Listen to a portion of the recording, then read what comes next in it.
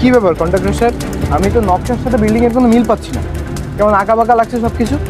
Sir, আপনি আমাকে যে নকশাটা দিয়েছিলেন আমি ওই নকশাটা অনুযায়ী ওদেরকে কাজ করতে বলেছিলাম।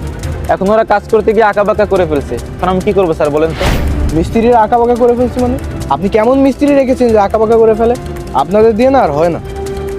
আসেন আসেন, এই সাইডটা দেখেন কি ব্যাকা করে ফেলছে। আচ্ছা, যা হয়েছে হয়েছে, এখন আর কি করার। তবে পরবর্তীতে একটু খেয়াল রাখবেন যাতে আঁকা বাঁকা না হয় এরকম। আর যে সাইডগুলো আঁকা বাঁকা হয়েছে ওইগুলো এখন কি করবেন তাই ভাবুন। স্যার, আমার হাতে তো কিছুই নাই।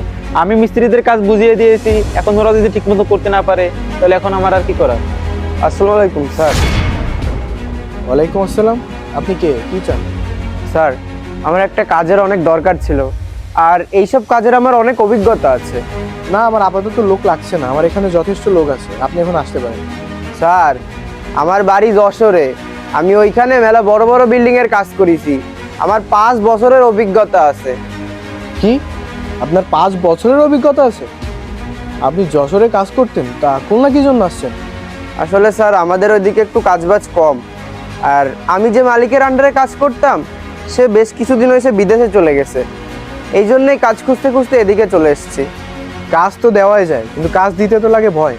এই দেখো, আমার বাড়ির নকশাটা কি আর এখানে করেছেটা কি, সব আঁকা বাঁকা করে রেখে দিয়েছে। একটু দেখি স্যার।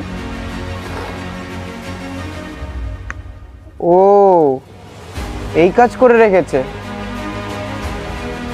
কি কি ভাবছো? তুমি কি পারবে এটা ঠিক করে দিতে? আরে স্যার, এটা তো আমার এক তুরির কাজ।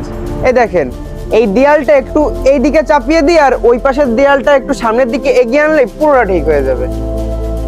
পারবে? তুমি পারবে আমার ডিজাইনটা আগের জায়গায় ফিরিয়ে আনতে? কেন পারবো না স্যার, অবশ্যই পারবো। তুমি যেভাবে বললে সেভাবে যদি করো তাহলে তো তোমার পারার কথা। তোমাকে আমি একটা চান্স দিব, দেখি তুমি করে দেখাতে পারো কি। যদি তুমি এটা করে দেখাতে পারো তাহলে তোমাকে কাজ দিব আমি। স্যার, এইটা আমার কাছে কোনো বিষয় না। আমি এর থেকে বড় বড় সমস্যার সমাধান করে এসেছি, আর এইটাও হয়ে যাবে ইনশাল্লাহ। ঠিক আছে, তাহলে তুমি কাজটা শুরু করো।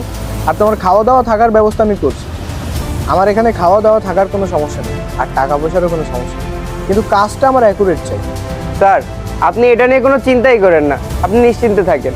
এটা আহামরি বড় কোনো সমস্যা না, ঠিক হয়ে যাবে এটা। ঠিক আছে, তুমি তাহলে নকশা অনুযায়ী কাজে লেগে পড়ো। আর ফাদিন সাহেব, ওকে আপনি নিয়ে যান, ওকে ভালো একটা রুম দিন আর ওর খাওয়া দাওয়ার ব্যবস্থা করুন। ঠিক আছে।